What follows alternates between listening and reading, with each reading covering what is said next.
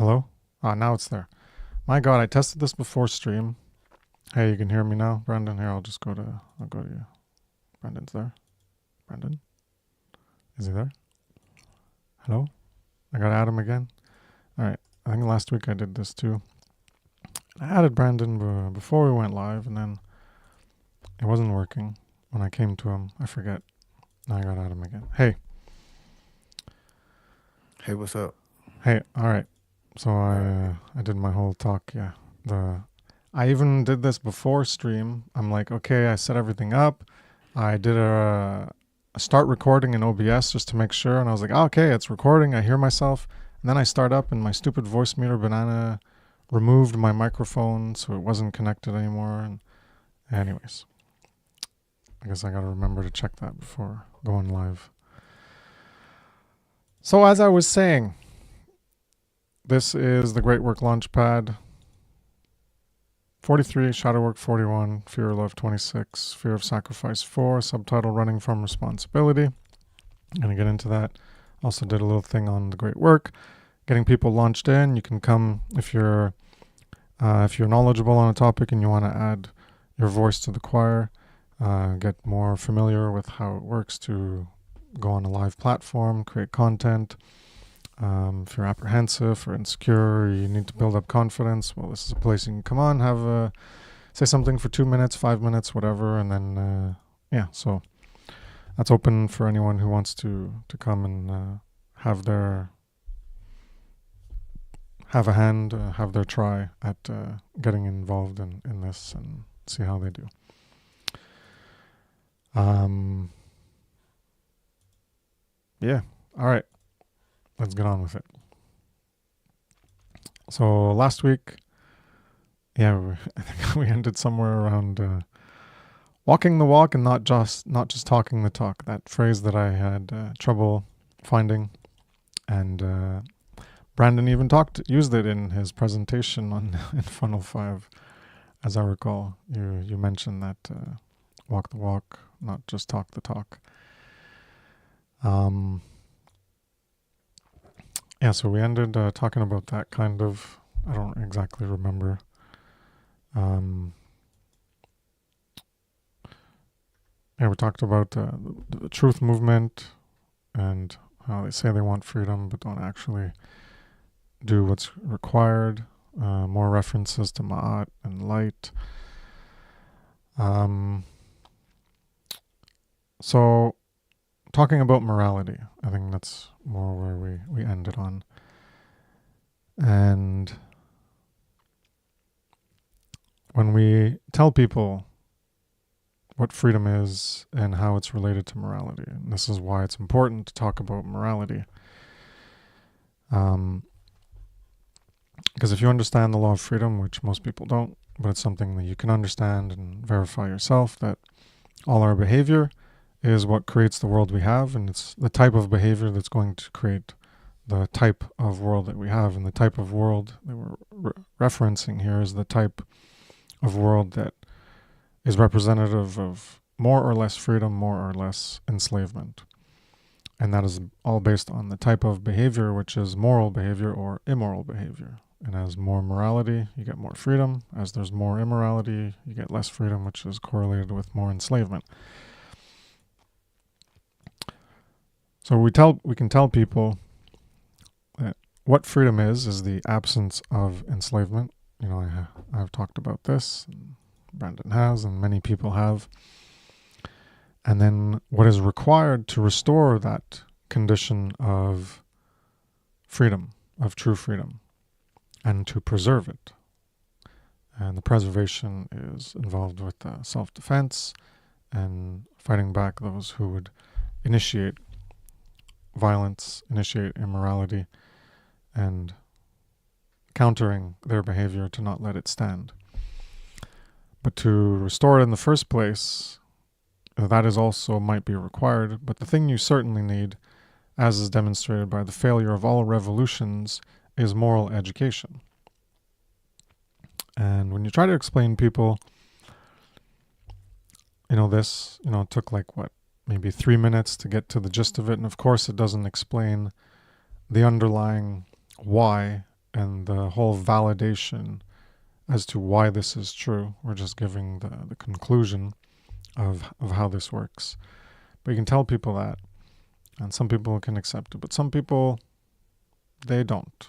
They're essentially going to tell you to go screw yourself, fuck off. They're not interested. They're going to ignore it. Go away, go do your thing. Yeah, have fun with that. And they're going to go do their thing.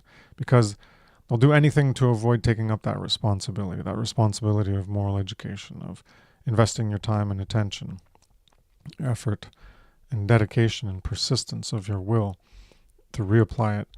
And, the content creation is a vast array of forms of media, and it can be very basic in terms of you point a phone at your face and you just click record. So even that can just be something where you're going to explain it, but people still don't want to do that.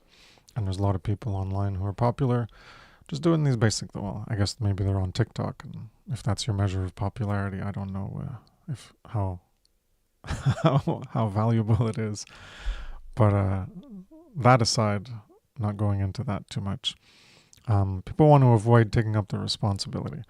Hence the infographic that I made, Running from Responsibility, where you have the proverbial Atlas holding up the weight of the world, and everyone else is just walking by.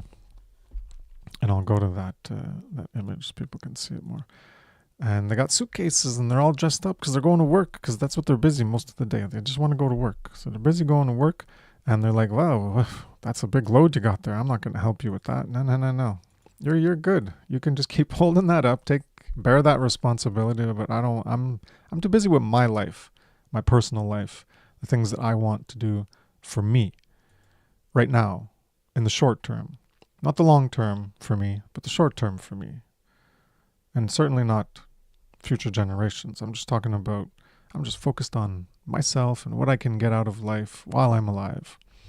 So you got to work, got to get a good job, get a good pay so you can buy the house and the cars and go on the vacations several times a year and just enjoy life, because that's what it's all about, right? Just enjoy life. And how many people have that as a credo, as a motto, as a slogan for the purpose of life? That's the purpose for them. The purpose and the meaning of life is based in pleasure and comfort and enjoyment and having fun. Not that you can't have pleasure and enjoyment and having fun and joy and comfort, but that's what they focus on. They do the grind so they can have free time to lay back and go on a vacation, enjoy a beer, or watch a game, or whatever the hell people do. It's all about the sacrifice of the toil in order to reap the comfort when they're not doing that toil. And that's what they live for, the greater comforts and the greater, whatever, I forget the saying, the finer things of life. Yes, that's it, the finer things as it's referred to. So they don't want to hear about how their own actions are not in alignment with the requirements for what they say they want, which is freedom. So even the people who toil, and they view it as a toil and it's a grind, and they just don't want to do that because they're working for the weekend. There's that song, Everybody's Working for the Weekend. It's a rock song. I forget who it's by, but everybody's just working for the weekend because that's what you're doing. You're working in the week because you're looking forward to that weekend. Shit, Monday's here, and yay, Friday's here. Thank God it's Friday. So people, they want that freedom of being able to do what they want. And that's like the limitation of their scope of freedom, of how they view freedom. It's just being able to do, what I want, but within the restrictions of those who impose their will upon the rest of us to restrict what we can do and say, you're not allowed to do this, even though in natural law and according to morality, you are allowed to do it. And this thing, which is against morality, well, you must do it. So they make us do things that are immoral and prevent us from doing things that we have a moral right to do. So they use their wills and they're restricting us. But within that bubble that we're allowed to do things, people are just focused on, well, within this bubble that I'm allowed this limitation of my freedom. Well, that's what I'm working for. And they're not looking at how to make that bubble bigger, how to get rid of that bubble and just make it, well, now I have my freedom. I'm not constrained and put into a box and into a bubble to make make my choices, my behaviors limited, as opposed to the nearly unlimited amount of things that we can do when we are not being restricted and constricted and confined in our behaviors. So they say they want freedom, but the requirements to get the freedom, their behavior is not in alignment with it, and they're not even interested in learning about it. They don't want to change their behavior to get in alignment. And we can reference Ma'at again, alignment. And Brandon had an image of Ma'at with a ruler. So, you want to draw a line. It helps if you have a ruler or something straight edge, so a ruler, and you measure how far you want to measure your line. So a ruler is useful for that. And when you want to align with something, or you're going to be in parallel, and you're going to get closer to it, towards that line, to get in congruence, in equilibrium, in balance with it. So most people just want their selfish lives to live, is what it comes down to. And I like it in the What on Earth is Happening 258. Mark repeats this 3 times straight. Most people just want their selfish lives to live. Most people want their selfish lives to live. And I think he says, you just want your selfish fucking life, or something like that. Anyways, it's impactful and it's good, because that's what it comes down to. And we're talking about, what is this selfishness? Well, that's egotism. Well, that's what the Satanism is. It's all about me, I. And control. When you get at the higher perverse level, it's about controlling others. So about you and your will being imposed on the will of others, and people get off on this. This is the real power trip. It's like money is just a means to that. And it's everywhere in society. It's in politics and in media and all businesses, and in religion. It's in Hollywood. It's in everywhere. There's people in power who want to control and prevent you from doing certain things, or coercing you or influencing you into doing things that they want you to do, that they want to happen. And it says that, well, that's the dynamic we're talking about here of fear, of this polarity of stagnation and involution and chaos, where the egotism is taken to greater and greater depths of negative application. And this selfishness at this basic level is where, like the mindset, this is a lot for people who might not understand it, but the Satanism isn't as most people understand. That's why it's more akin to egotism, and they give us the mindset of their more extremely perverse selfishness. They want people to accept that way, the dog eat dog, the social Darwinism, so that you accept that way of life and that you join in it and you want it, and having people be focused on themselves and what they can get out of life for themselves, and climbing the social ladder, climbing the corporate ladder, or whatever. That all feeds into this negative polarity of the serving the force of fear, as opposed to the opposite, which would be serving the force of love, agape, true care, which would look for ways to not only benefit yourself, but all of humanity. That you're going to invest some of your time, you're going to sacrifice part of your life in order to try to achieve that. And that's what the great work is about, from a true causal factor level. And a lot of people have that intention, but they're still misguided, and they don't have an accurate understanding of how they're going to achieve the ends that they envision they want to achieve, of creating good in the world and having peace. Because they don't understand all these things that we've been talking about in this series, and many other people talk about, which is the knowledge of objective morality, because the government's not going anywhere until people are more moral. The whole reason government exists, the whole reason authority exists, is because people aren't moral and they want this authority to exist to take care of things, to take care of injustices or take care of certain services. So people just want their selfish lives to live, and they don't want to get involved because they don't want to sacrifice the things they selfishly want for themselves. And you can't solve the problem of human slavery by just focusing on living a selfish life, which is what most people want. They want to work, working for the weekend, working for the vacation, save up money, go on trips, go to this, go to that, go to the show, go to the concert, go to the movie. Their kids are involved in extracurricular activities, go around and all those things. Take time off, go on the vacation, sit down, watch TV, read a book. But none of this is getting them to the point where they're going to sacrifice any of those things for the goal of actually being able to live in true freedom. And once again, they don't even understand this, so you can't apply yourself to create a goal that you don't even understand is a goal, or what its definition is, or how to achieve it. And that's why we got to talk about these things so that people can understand it. And the more people talk about it, the more people can understand it. And then maybe we can get this goal eventually in the human future at some point. So people just want to focus on what's in it for them in the life that they live now.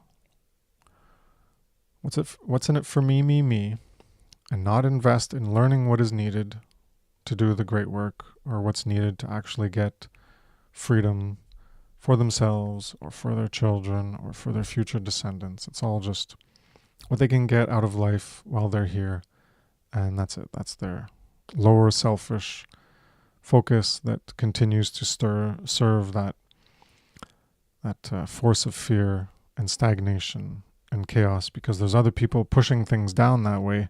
And when you just focus on yourself, you're just going along with the system of control, as long as you can eke out whatever they allow you to in that bubble, in that box of freedom that they've constrained for you. And you're accustomed to that level because that's what you're born into. And as long as you can maintain that, then you're happy. And that's why COVID was changing that formula, where the negativity was popping up more, the control was popping up more, people were being more controlled, and that's not what they were accustomed to. They didn't like it, so they protested and they revolted and they complained and did their marches and all these things. And then when things went back more or less to normal, then they all went back to sleep in the coffin. All right, I'll pass it to you, Brandon. Great points. You mentioned about investing in a long goal. You know, you have responsibility. Then we're given, um, representation, and it's like people put more, fixation and representation to be represented, by someone else, to be represented in the now, by somebody else. But nobody else can ever represent you in the now, because they can never, truly be accountable. They can never really be truly, responsible. And no one's is going to be there 24/7, for your own, individual needs. So, you know, if you really want to invest in, the true long term goal, then we have to learn about true, have responsibility, and get away from this idea of representation, by someone else, that's this mommy or daddy, figure that's going to come save us. It's just never going to happen. And we have, so many years of evidence, of that. But it gets into, how, like, been bringing up over the past few weeks, the deeper psychological root, of this abandonment, and how, we want to be represented by mommy and daddy because we don't want to, you know, be responsible in the now. and learn to live with our own behaviors and learn to, discover those truer parts about ourselves so we can learn to take that level of responsibility, you know. Um, so we have to be the change that we want the world to see. We have to be that change that we want the world to be in the present day now. And that's what, we talked about earlier is walking the walk and talking the talk. It's because in your daily interactions, you aren't just investing these ideas that we're talking about, but you're actually, incorporating them into your actual, relationships to where you're not bringing on violence, you're not bringing on coercion, and you are living by an example, and people can learn from your behaviors, and use that as a beacon for them to help learn um hell about their own behaviors. So that's what it means by walking the walk and talking the talk. And if you actually want to bring about freedom, then you actually have to help materialize this stuff in the real world and not just talk about the ideas. It's like you actually have to be aligned yourself. So taking true responsibility and getting away from this brainwash, her representation, from a mommy or daddy or authority figure or her religious figure. Yeah, the fear of sacrifice, and just let it all go, because there's nothing really to fear at the end of the day, because at the end of the day it's all going to be all right, because it's all boiling down to our choices, to our choices.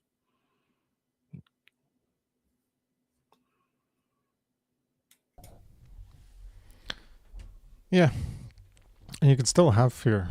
It's more about in spite of, not necessarily overcoming all fears. Yeah, yeah, You can because overcome some of them, but like you can still have fear of like, oh, are they gonna come get me someday or something? And but in spite of that fear, you're going to be like, well, even if they do, so what? I'm still right, gonna yeah. speak up and try to do the right thing to try to change this condition. Yeah.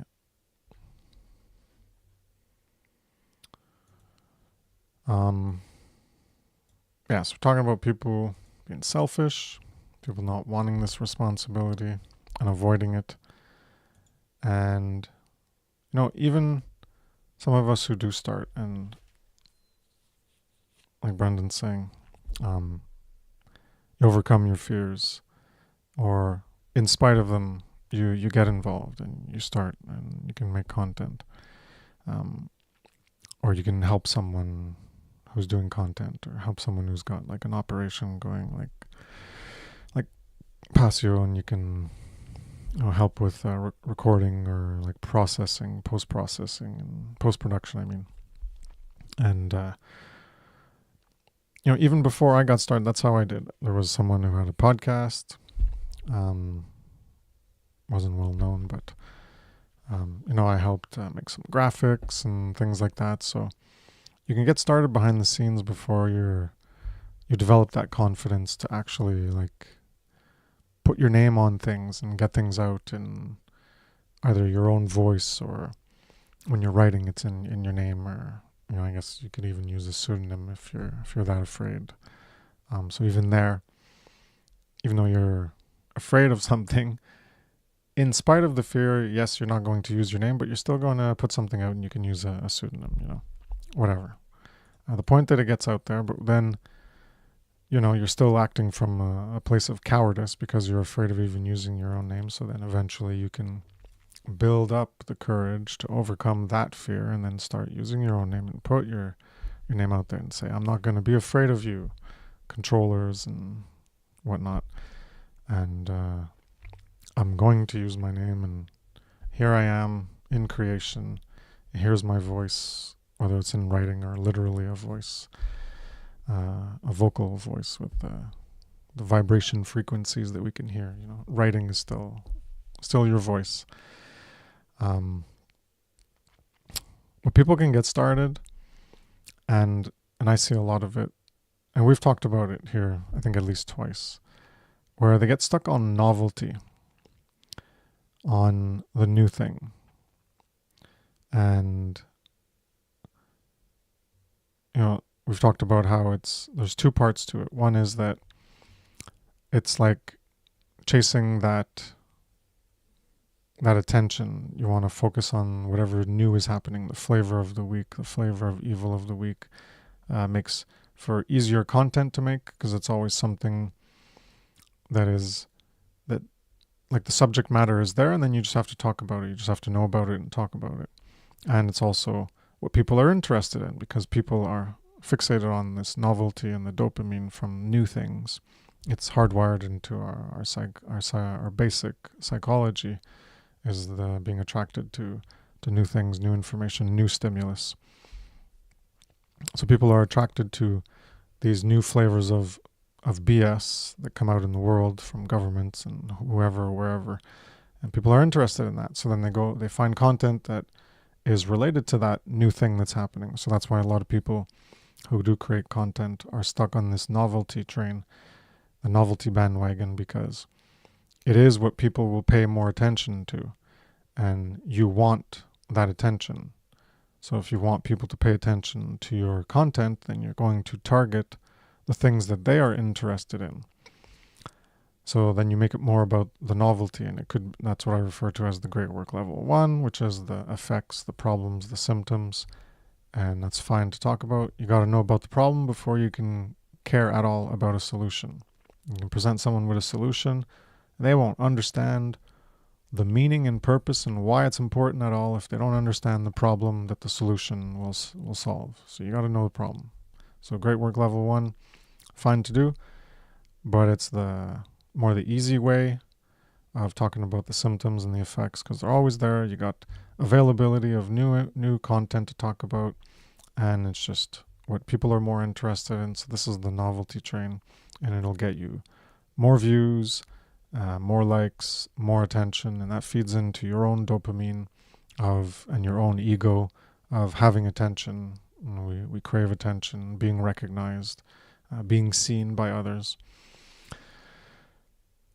But the reality of the situation is that to restore or create true freedom, to end slavery or evil, is that it's mostly about repeating the same information. And that is these eternal truths that don't change. So it's not a flavor of the week that's going to keep coming up with this happened here and this happened here, and every week you got something new to talk about because there's always this stuff talking about, always this new stuff happening, and that's what people are chasing is all the new stuff.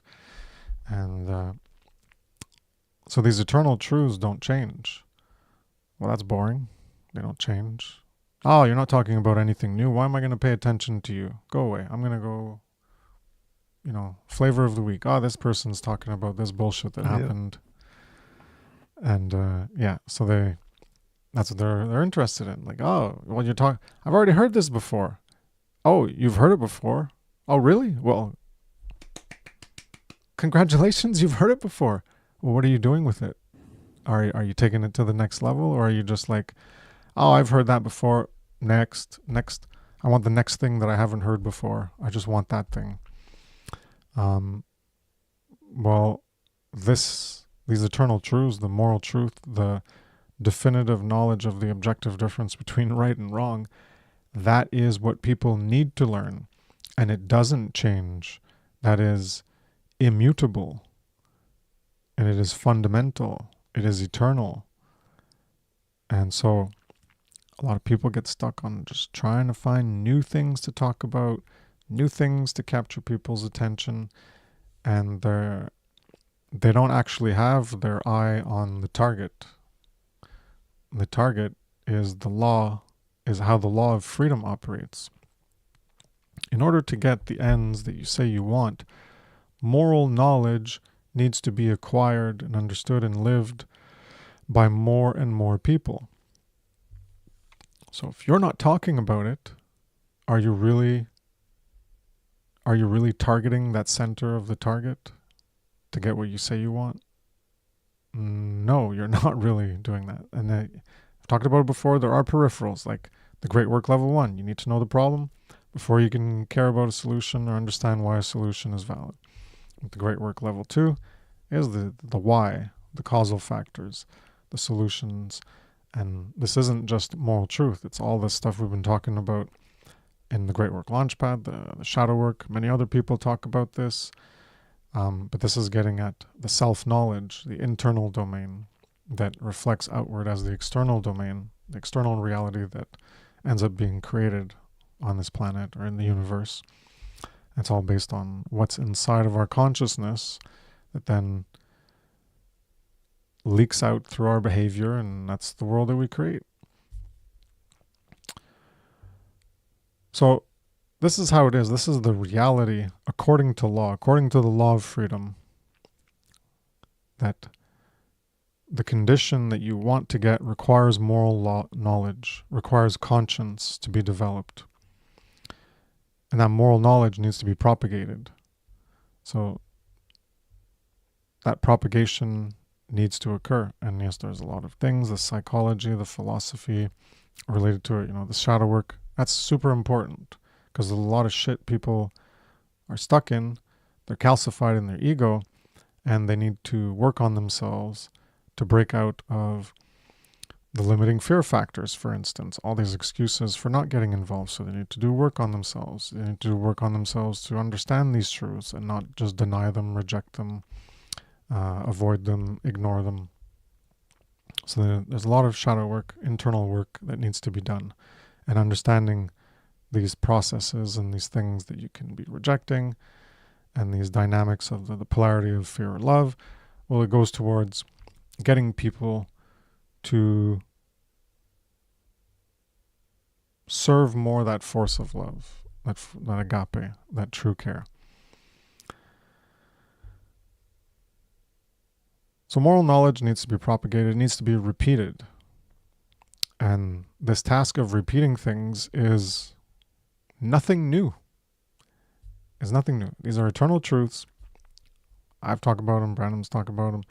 Many people have talked about them. But that's what people who get started, maybe they talked about them once, or maybe they didn't. Maybe they started and they're like, I'm going to try to talk about truths that relate to the system of control, but I'm going to try to find something that this person over here didn't talk about. Mark Passio didn't talk about this, so I'm going to talk about it. Oh, Mark Passio talked about it? Well, I'm not going to talk about it because Mark Passio already talked about it. This is the trap. This is the bullshit hole. I don't know how else to describe it. This pigeonhole that people have this narrow view, and it's like, oh, this new thing over here that I got to talk about. Oh, all these things that are nothing new and that have been talked about. Well, I don't need to talk about that. I'm just going to try to find, I'm here with my telescope, and I'm going to find this new thing. Where's this new thing that I can talk about that's so important? So you're pigeonholed into like trying to find these things that you can talk about. Get out of that pigeonhole of novelty, of trying to find something new. And think of it more of, you got to be a repeater, and that there is nothing new in terms of the highly important, most important thing for people to know, which is moral truth, the knowledge of objective morality. That is what is most important. So I'm not saying the other things aren't important. I'm saying what is most important, because it's all based on the law of freedom. And once you understand that, you'll understand that moral knowledge needs to be acquired by the majority of people. So that is what is objectively the most important. It's not a personal evaluation of mine or of Brandon or whoever wants to agree with this. This is an objective understanding of what is the most important information for people to acquire and for people who are creating content to put out. Because if this is not done and you're focusing on the novelty and the new thing and trying to get attention, trying to get likes, trying to build your audience or whatever, build your following, well, all of that stuff you're talking about, how is it getting people closer to understanding, accepting, and living in moral truth? Something you gotta ask yourself. Maybe that's some shadow work you gotta do on yourself to realize how you're fixated on novelty and the dopamine and the psychological desire to have attention brought to you, and how it's not actually serving the goal that you're trying to serve in the end. So we have to, this repeating task is of repeating things that are not new, and the people who are just going to complain, like the person that I banned in the chat once who was like, oh, you're just repeating what Mark Passio said. And yeah, okay, great. Well, congratulations on being such a damn genius on figuring that out. Because Mark Passio repeated it too. Maybe he learned it from other people, from books and videos, whatever, we don't know. And he's repeating it. What if Mark didn't repeat any of this? Where would we be? Yeah. Yeah? Where would we be? Where would any of us be? Well, I know I wouldn't be here. My level of consciousness wouldn't be here. Brandon wouldn't be at where he is. All of us, so many of us wouldn't be where we are. So Mark Passio wasn't like, oh, well, I read, someone already talked about this. I'm not going to talk about it. I'm just going to find something else to talk about. So the goal isn't to find something new. Maybe you can say it in a new way. Yeah, it's not about the new info or new novelty and what people are chasing or trying to come up with something that someone you've went through their content and, well, they've talked about it, so I don't need to talk about it. That's the wrong way to look at this. What's new will be your creation, though, of content that didn't exist prior. Until you created it, it didn't exist. What you created is something new that came into existence. Now, you're not creating the eternal truth. You're not making a new eternal truth. Because other people probably have already spoken about it or written it or created content about it. But what you are doing is creating something new that didn't previously exist, and you're contributing to that voice of truth, that choir of truth, to help expand and propel truth into existence so they can potentially reach more people and create that change that we want to see happen. So you can't focus on trying to find new info. This pigeonhole telescope, looking everywhere for this and finding new people to talk about things. I'm not saying you can't do that, but that shouldn't be the focus. You have to focus on repeating the highest quality eternal truth of moral truth. And maybe that is more boring to you. Maybe that's more boring for the people who already watch your content, and, well, so be it. But if you haven't done that, then yes, you can be involved in the great work, and you can still be talking about other causal factors or the effects and the symptoms and the problems, and you can be contributing in some aspect, and that's great to be contributing in some aspect. But I keep coming back to the fundamental root causal factor of why we are in the condition we are in and how we are going to get out of it. And that's all based in the understanding of the law of freedom.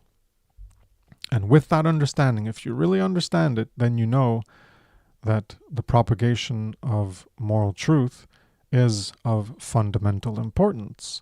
That talk about your other things, but then tie it back into morality, or every few months, do a refresher and talk about it. Or how far deep into morality have you talked about? And that was my goal. Like, hey, I'm going to create Natural Law of the Science of Morality presentations, and I'm going to go super deep into it.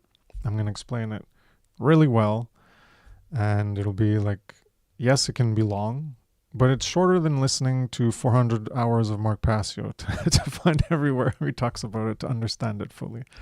And I'd still recommend, even if you listen to my stuff, yes, start from podcast 1 of Mark Passio and go all the way through, because he's going to talk about certain things in his own way and bring up other topics, and it's all very valuable information.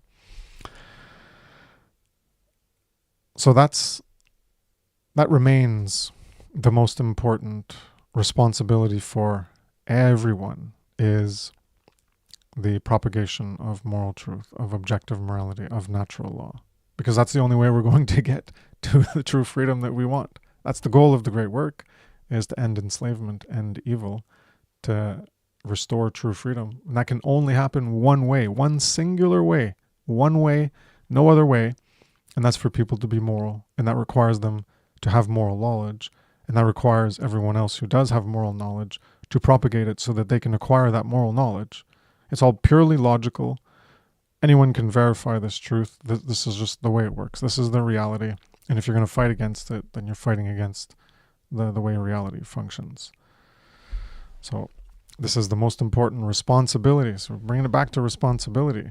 And, I'm going to be that guy. The people doing the great work in some capacity need to ask themselves, are they running from this responsibility of being a repeater and talking about things that someone else already talked about? Because as I've said before, I'm doing that. All of this Great Work Launchpad is all based around what Mark Passio has talked about. And yes, I have interjected some different things that he hasn't talked about and tied it into other things and corresponded information and bring new things to light. So it might be new for you here, but it might not be new for you over here. So you shouldn't focus on what's new for people. You should talk about the quality of the information and getting that out. So this is the most important responsibility for everyone, and this is why it's the one great work. And I've mentioned that before. I think it was in the Great Work Launchpad, or it might have been my Natural Law series on the Law of Freedom. I don't remember. But the one great work is one great work because it's for everyone, and it's all about this common, our birthright. We all have the same birthright of our natural law rights, our natural rights, and how they're being infringed and violated. And that's that common responsibility that is for everyone. It's the one great work for everyone to do. Where you're going to be repeating what others have said or have spoken about this topic. Like, that's what I do. I'm repeating. Oh yeah. Anyone who's gone through Mark Passio's work doesn't need to go through most of what I say. So like I said, there's some new things, some new correspondences that Mark Passio hasn't talked about, but maybe people who've gone through that do need to hear it in a different way, because they have to ask themselves, well, are they activated yet? The funnel conference this year and last year, it was all about inspiring care to action, igniting hearts and minds. It's all about getting active. So people who have heard Mark Passio's word, well, are you active? How are you involved? So maybe you do need to hear it from more people. Maybe you do need to hear it from me and other people who are already talking about this to reemphasize the point that you forgot as you kept going along with your life and how you want to live it and what you want to get out of it. And then you forgot about what Mark Passio said and how it was true. And it resonated with you, and then on to the next thing you went, and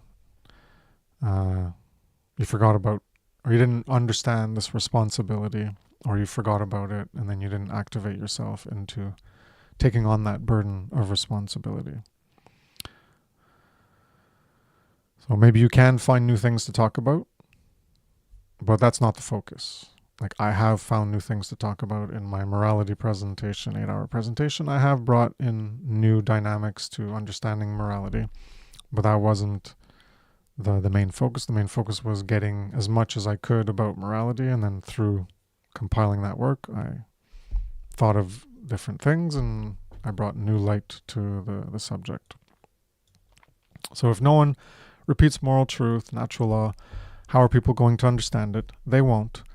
And I mentioned that before about Mark Passio. Imagine Mark Passio never talked about natural law because others already had, and he learned it from them. So he was like, oh, well, I learned it from them. No, they already talked about it. Well, I don't need to talk about it. Where would most of us be? We wouldn't be at our level of consciousness. Repeating the knowledge of objective morality, natural law, is what is required. It is a must. And if you want to focus on what's popular, being liked, making a name for yourself, find something new that others haven't talked about yet, then you don't really get it. You don't really get the goal and how to achieve it. You don't get the requirements. I'll pass it to you, Brandon. I think this is why philosophy died because it's so boring. You're just having to say the same things, over and over. It's been said for thousands of years, and all the cool kids want all the new, 'cause they want the new. They want that new news. But that's, Yeah. one of the main reasons why people, they want that newness because they have been conditioned, by most media to, crave that new story, that new sensation, that new fixation on that new news, that new piece of information, that new piece of technology. And it's done some magical wonders for our species. But yeah, you know, that new news ain't never gonna be the good. But yeah, just being how those repeaters and just saying the stuff that people don't want to hear, just saying, this universal truth, just saying it over and over and over and over and over, because it's in that means of repetition, that you make and finally have that seed sprout out and grow. And that's why we need more repeaters, more people using their voices to repeat the same, for information so it can be, largely heard because the lie is being repeated over and over. Well, what if we took that same tool and use it for, how the message of truth, how the message of morality, the message of natural law? Then how will we see, change spring into this world? So, yeah, yeah, we have to be here repeaters and, constantly keep, hammering this message and going back to this message because, you know, this childish mentality, it's always looking for things dangle in front of his face. It's always looking for, the fruit, have the catchy tune, the shit that's in glitz and glamour to kind of, pull people off the path, pull people hell astray. And it's in that, this simple repeating of the truth that we can, get our focus back, hell, get back aligned. And that's really what how this is all about is just repeating the same truths, the same truths. It's like once we have that mantra in the back of our head, it's just always hammering, hey, stay on course, stay on that straight line, that moral path, that fair and square path, that straight line, be fair, be moral, be right, do the right thing and seek the truth. And until there are more voices, then there's not much going to change because that takes the level of responsibility.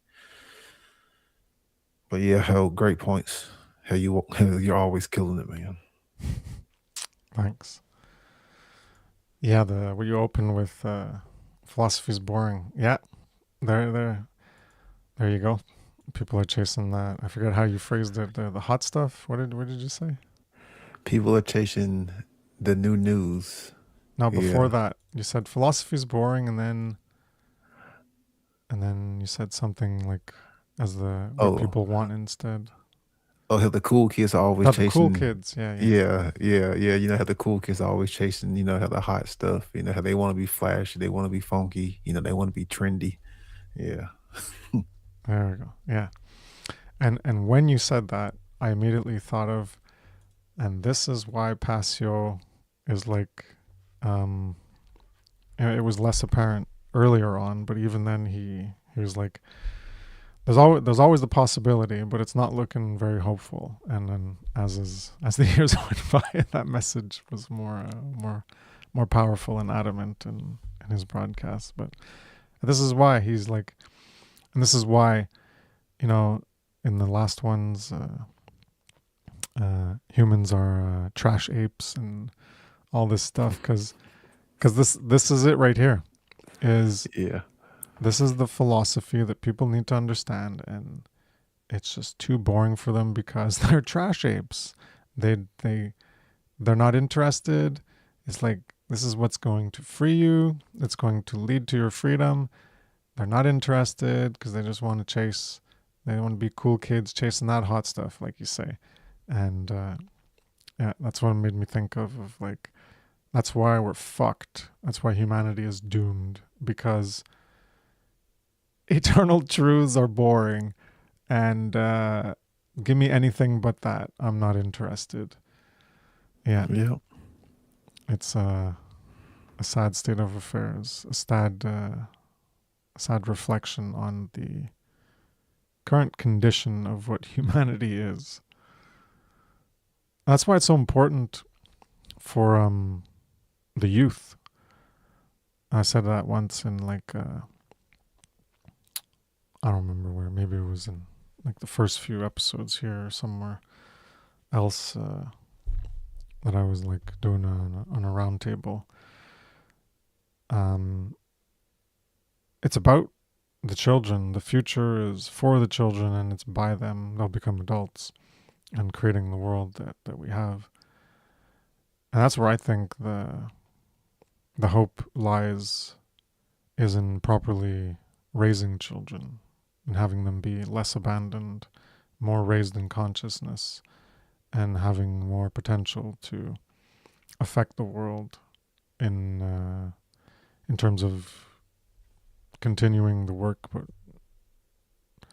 not engaging in the negative part by failing to be raised properly and then getting out of it, but to not be in it in the first place, and then hopefully understanding this responsibility and continuing it.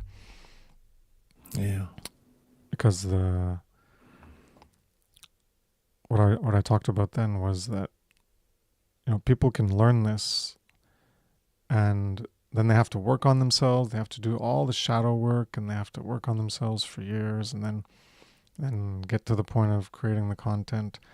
But if this is just taught from a young age, then you don't have all that work to do, and they already know it. Way easier. Yeah. Way easier.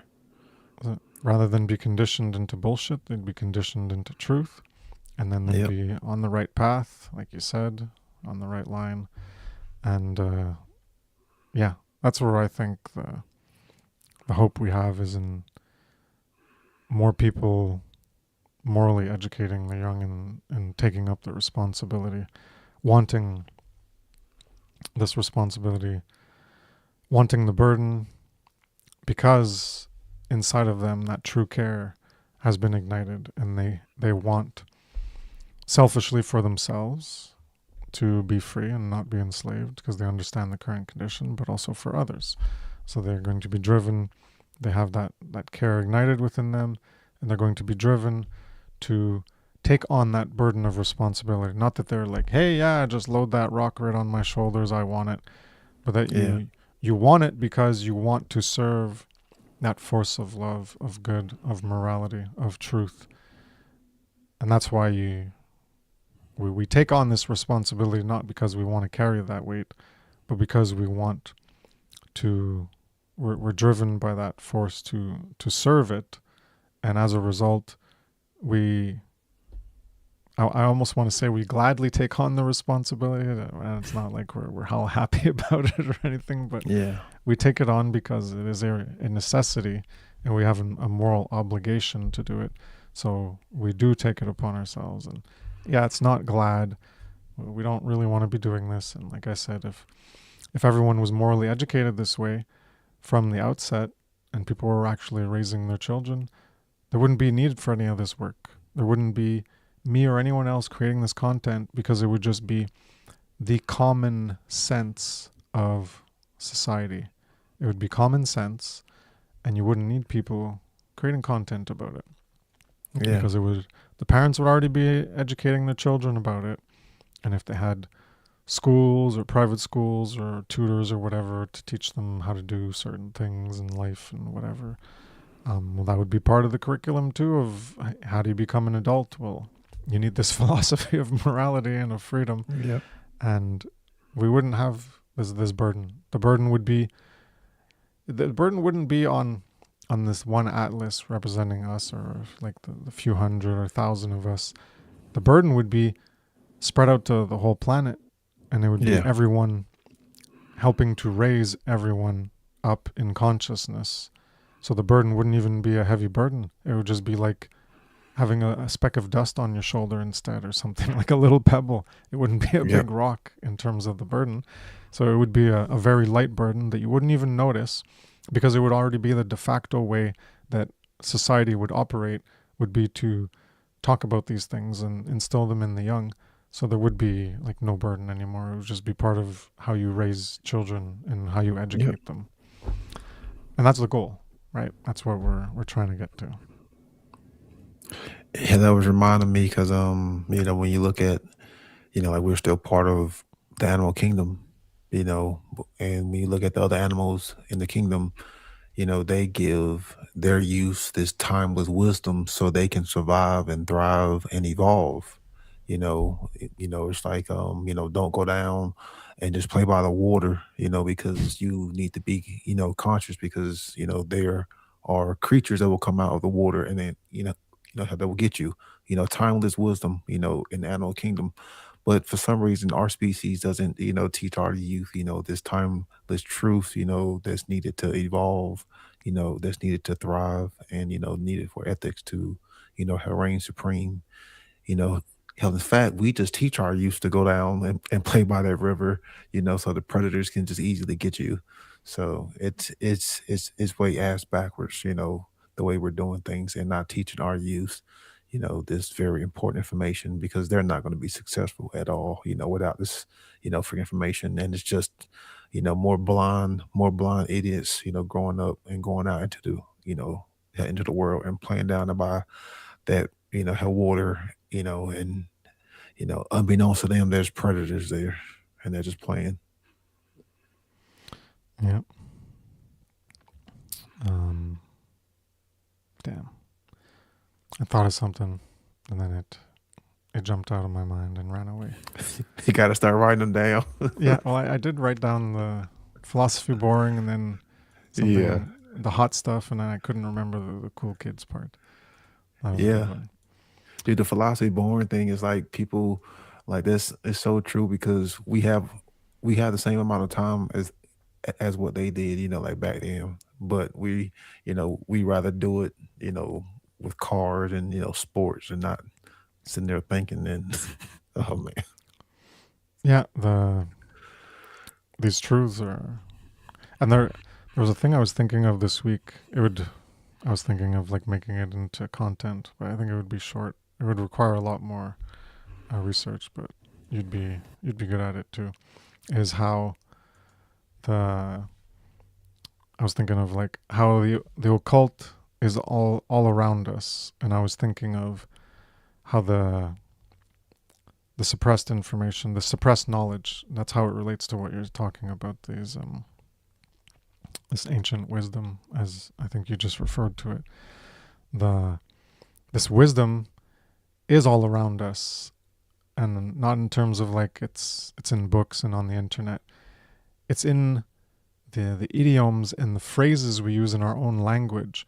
Specifically, I'm talking about ma'at, right? This ancient wisdom from all the way back then that they developed symbolism for, and then like the English alphabet comes from ancient Egypt. I'm pretty convinced of that, and all the sayings get transferred, like into I think Coptic and then Greek, and then the Romans adopted a lot of the Greek stuff and Latin, and then we come from there. We come from the Latin and the Greek. Um, so there's so many things with like straight as an arrow, right? Well, what's an arrow made of? Well, you got a feather on it, the mat's feather, and you're straight. The straight is the measurement, the ruler, and the balance. You got to be straight as an arrow. What does that mean to be straight as an arrow? Well, that's to be an honest person, to have integrity. So that there's one phrase that we use to be straight as an arrow. Where does that come from? Well, this is the occult teachings. This is the ancient wisdom that's all around us. And there's like so many of these phrases. I'm sure you can think of more. And I was just thinking how that would be an interesting idea of like the occult is all around us, and like explaining it like it's not yeah, even just like in this content here or this area here in this book in this video. It's like literally in the phrases that phrases we you use. learn Yeah, from in basics of language, that this ancient wisdom is there, but just people don't realize it. yeah, yeah. It really is, and hell, the language is such a big tool. It's like once I started to look at that, it was like more lights were starting to connect, more light bulbs were going off, and yeah, the languages the language has always been fascinating, Yeah. and the So phrases and all that wordplay. But yeah, if you think of more, just write them down. Right, make a page of something of like, if it pops into your head at some point, hey, here's another idiom, and then we could yeah, do something of like a show just about this, or make a video or whatever of like yeah, all these, how the the occult is all around us in our language without us even realizing it. I'm sure there's more than just straight as an arrow, yeah, and like a crooked person. Well, it's crooked. It's not straight, and you're crooked. Well, you're an immoral person, so it's like it's all it's all around us, and people just don't realize it. And yeah, I think it'd yeah. be an interesting topic to delve into if we can find a lot of them. The one thing I always, like, would think about with bent, because you have like an arrow Oh, just you're coming back. bent. That's the same as Yeah, crooked. Yeah. yep, yep. And yeah, like you would think that the karmic debt eventually is going to come back around, like towards you, for doing the wrong thing. 'Cause that's like one way I've always kind of looked at it too. But yeah, Cool. Well, we'll end it there. Hope someone out there gains some value from this content and can propel you towards action or bring more clarity on the subject if you're already acting. We'll see you next week. I guess that'll be in March, next Wednesday, 9 p.m. Thank you for your time and attention. Take care.